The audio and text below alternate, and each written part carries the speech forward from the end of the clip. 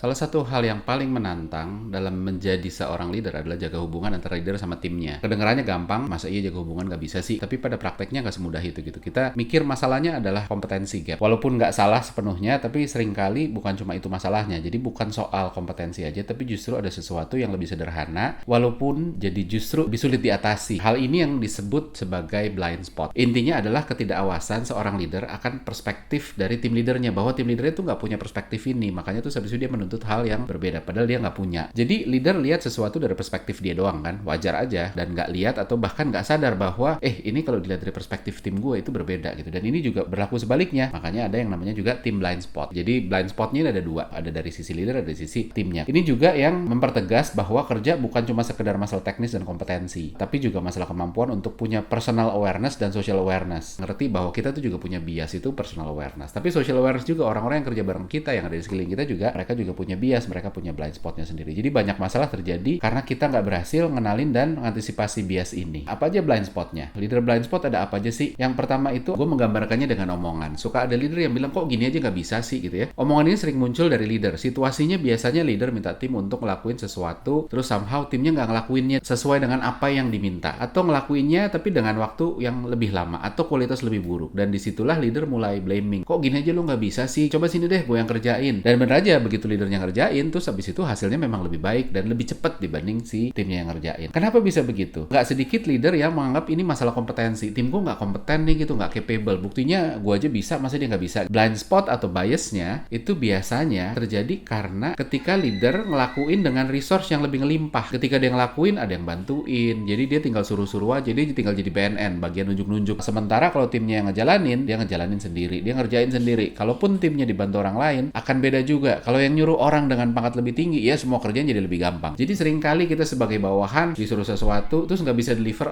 entah on time, entah on quality yang di-expect sama leadernya. Terus begitu bos kita ngerjain, tuh bisa kok, lu masa gini aja nggak bisa gitu? Ya iyalah, lu kan bos gitu kan, lu nyuruh-nyuruh, lu tinggal bilang, ini gimana nih gitu, semuanya terus jadi beres. Sementara kalau kita nggak semudah itu. Leader harus sadar bahwa authority dan jabatan itu matters untuk get things done. Dan ketika apapun yang dikerjain orang yang paling dihormatin akan lebih mudah. Analoginya itu sama kayak pejabat ngomong, kok kalian kesini aja lama banget sih? Gua aja cuma setengah jam gitu. Dia lupa kalau dia pakai pengawalan untuk buka jalan. Sopirnya pun udah standby di depan mobil sebelum bahkan dia siap. Sementara anak buahnya naik kendaraan umum, nggak dapet privilege di jalan, sehingga perjalanan bisa jadi lebih lama, nggak bisa diprediksi. So kalau kalian ada leader, penting untuk selalu ingat bahwa privilege yang lo punya belum tentu dimilikin tim lo, sehingga memang ada hal-hal yang tim lo nggak akan bisa ngelakuin sebaik lo. Bukan masalah capability, ini di luar masalah capability. Lo nggak selalu bisa expect tim untuk bisa nge-deliver semudah lo gitu kan. Dan disitulah makanya jadi leader adalah tentang jadi enabler. Lo ketemu blockers di mana, yuk sini gue bantu. Blind spot yang kedua adalah suka ada leader bilang katanya tim sana nggak mau koordinasi. Ini mau kok. Ini juga omongan yang sering kejadian. Salah satu troubleshoot yang sering diselesaikan leader tuh kan adalah teamwork. Ini biasanya ada orang misalnya tim A, terus dia nggak bisa nyelesain kerjaan, ngakunya oh iya soalnya tim B-nya lambat, ini gitu nggak responsif, dia punya kerjaan lain dan sebagainya. Terus habis itu bosnya turun tangan. Ya udah di sini gue turun tangan, coba. Masa mereka nggak mau diajak kerjasama? Terus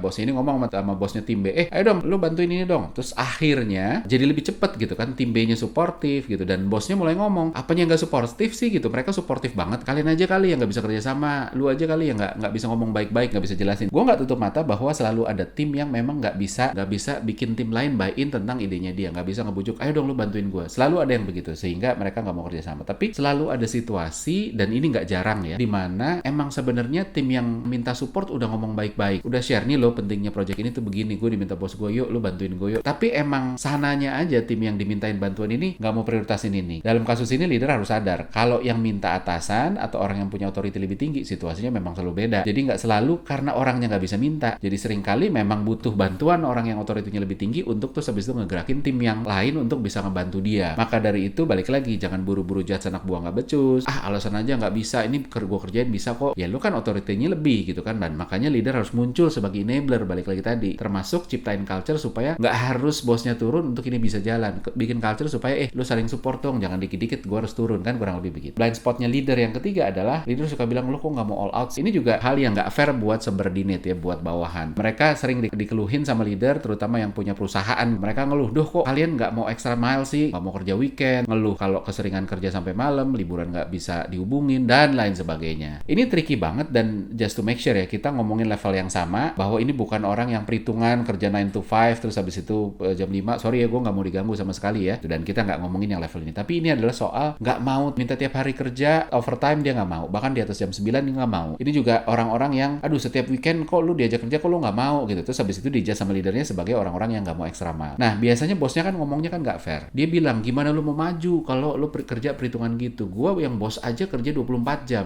Liburan pun masih meeting, weekend pun masih ngerjain kerjaan. Kerja hampir tiap hari sampai malam, bangun paling pagi, nyampe kantor duluan, pulang belakangan. Gimana lu mau jadi orang sukses kalau kerja perhitungan gitu? Leader suka ada aja yang ngomong gitu ya. Kenapa menurut gue ini nggak fair? Karena si leader ini punya blind spot. Gini ya, kita harus fair bahwa ada perbedaan signifikan in term of remunerasi yang dimiliki antara yang punya perusahaan dengan direktur dengan orang nomor sekian di perusahaan gitu. Kalau yang punya perusahaan all out, ya untungnya perusahaan kan buat dia semua. Jadi kalau dia all out terus hasilnya bagus, ya balik lagi hasilnya apapun itu buat dia. Kalau pegawai dituntut gitu, bahkan walaupun karirnya naik, apa iya bisa sekaya yang punya perusahaan? Kan enggak. Dia mau all out seperti yang punya perusahaan, udah pasti ya cuma bisa segitu-segitu aja. Jadi jangan bilang, duh gimana lu mau sukses kalau gitu kerjanya. Bos, lu tuh yang punya perusahaan, untung besar lu dapat penghasilan nggak terbatas. Kita cuma pegawai, perusahaan untung besar pun kita tetap ada batasnya dapatnya. Jadi nggak fair untuk expect karyawan kerja sama kerasnya sama kayak yang punya perusahaan, atau bahkan sama direktur aja. Karena beda limit penghasilannya, beda hitungan bonusnya, dan lain sebagainya. Jadi ya harus fair juga untuk sesuai porsi. Kita nggak bisa expect pegawai biasa untuk bisa work extra mile seperti yang punya perusahaan. Itu totally different game. Itu blind spotnya leader. Nah sekarang kita ngomongin blind spotnya subordinate supaya fair. Orang-orang yang di bawah juga dia punya blind spot. Yang pertama, silo mentality. Ini penyakit paling umum di kerjaan, yaitu silo gitu kan. Di kantor kan ada banyak departemen yang saling berhubungan. Dan masalah yang paling sering dari mereka adalah mereka nggak saling ngobrol. Atau nggak saling sinkron. Semua mikirin diri sendiri. Yang penting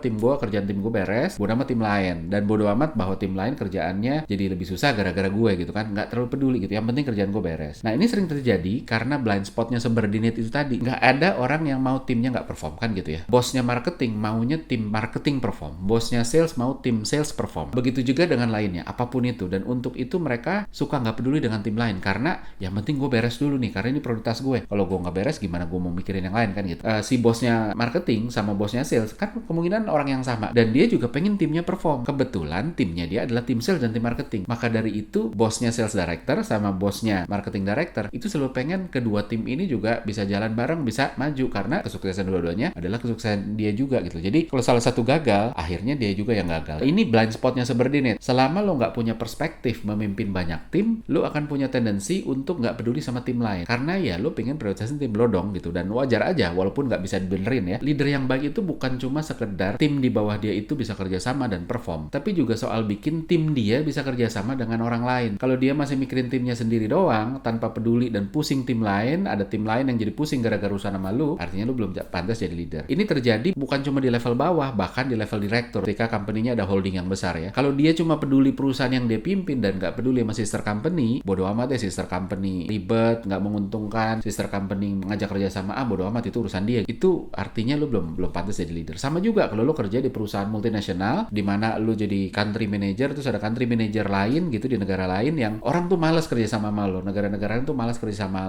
lu. Bahkan ketika lu perform pun itu menunjukkan bahwa sebenarnya lu belum pantas jadi leader karena lu masih nggak peduli yang lain. Leader yang bagus itu selalu pengen semua di bawahnya itu oke. Dan kalau yang lu pedulin itu ya susah karena lu juga harus mikirin bawah dan lu harus mikirin bos lu. Bos lu itu kan mikirinnya kerjaan lu dan kerjaan sebelah lu. Kalau lu nggak peduli sama sebelah lu, maka ya kelar lah kan gitu ya. Nah, dan faktanya mereka yang pernah duduk di posisi lebih tinggi dari yang dia dudukin sekarang. Jadi misalnya dulu dia pernah jadi country manager terus sekarang dia cuma jadi head. Biasanya dia akan jadi head yang lebih peduli sama sekitar karena dia udah mulai dapat perspektif, oh waktu dulu gue jadi country manager, gue mimpin tim banyak dan gue pengen mereka saling ngobrol. Begitu sekarang gue cuma jadi head of department karena gue punya perspektifnya dulu jadi country manager ngurusin semua, maka gue juga pengen ini semua karena gue ngerti bos gue tuh pengen semua bisa jalan bareng. Kalau lu sebagai subordinate atau sebagai team member mau maju, lu juga harus punya attitude yang nggak silo. Seolah-olah lu punya perspektif gimana sih rasanya manage tim yang lebar ini, bahkan walaupun lu nggak punya pengalaman itu. Jadi jangan bergantung sama pengalaman doang, tapi gimana caranya lu juga bisa ngerasa dan bisa ngebangun, yuk kita bareng-bareng yuk sama-sama, bahkan walaupun tuh nyusahin kerjaan lu. Hal lain yang sering kali orang nggak bisa lakuin secara oke adalah kasih ide yang solve the big picture. Misalnya orang produk bikin produk yang bukan sekedar keren dan ngebanggain diri sendiri, tapi juga bisa drive bisnis. Buat orang marketing penting bikin marketing activity yang benar-benar kasih value yang bisa jadi prioritas